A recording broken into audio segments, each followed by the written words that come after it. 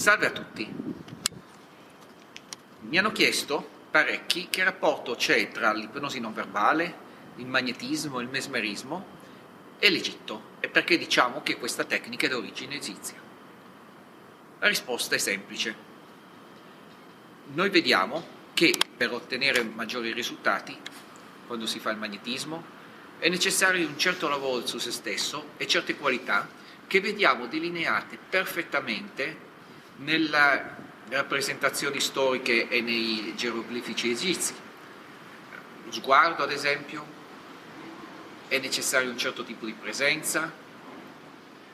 Anche storicamente possiamo vedere che già gli antichi greci dicevano che quest'arte era derivata dagli egizi e possiamo osservare che gli antichi segni utilizzati dagli alchimisti, soprattutto i segni di tipo astrologico, sono delle derivazioni ininterrotte dagli originali geroglifici egizi.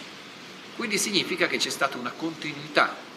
Perché ho menzionato i segni degli alchimisti? Perché c'era anche un'alchimia spirituale che tendeva a coincidere con l'ipnosi, o quello che adesso chiamiamo ipnosi, soprattutto col magnetismo. Possiamo menzionare Van Helmont e tanti altri, i quali parlavano del lavoro magnetico e di come si poteva curare una persona dalle ferite anche semplicemente utilizzando il lavoro magnetico.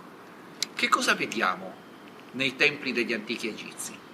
Vediamo le statue grandi che rappresentano densità, vediamo le colonne, perché le colonne rappresentano la verticalità, un'idea che va verso l'alto, e vediamo anche delle storie e delle idee che si legano a delle tradizioni più segrete dietro al magnetismo, che sono delle tradizioni di crescita e sviluppo dell'uomo, per portare l'uomo al di là di se stesso. Possiamo pensare addirittura che il magnetismo, cioè la capacità di lavorare con gli altri, è il primo passo in un percorso che una persona fa, perché successivamente c'è un secondo passo ulteriore di crescita che può coincidere con le discipline orientali. Quando noi lavoriamo col magnetismo, incominciamo a prendere contatto con noi stessi, incominciamo a sviluppare un'energia che sale all'interno di noi stessi, tipo quella della Kundalini, se fossimo in India la chiameremo così, e a quel punto la persona è in grado di dare dei risultati.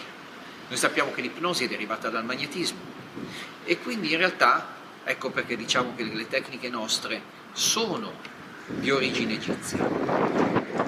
Possiamo anche dire che certi concetti, certe cose che una persona può leggere diventano molto più chiare dopo che uno ha praticato l'ipnosi non verbale e ha praticato soprattutto il lavoro sui simboli, che anche ci sono dei simboli utilizzati nel magnetismo particolarmente importanti. Ma per il momento in questo video mi fermo qui. Mi limito magari a dare un concetto pratico, prima ho menzionato la verticale. Cercate di mantenere contatto tra la terra e il cielo.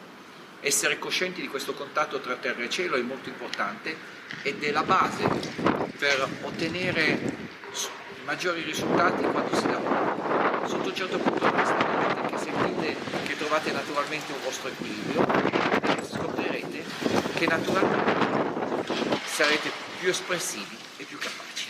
Grazie per l'attenzione.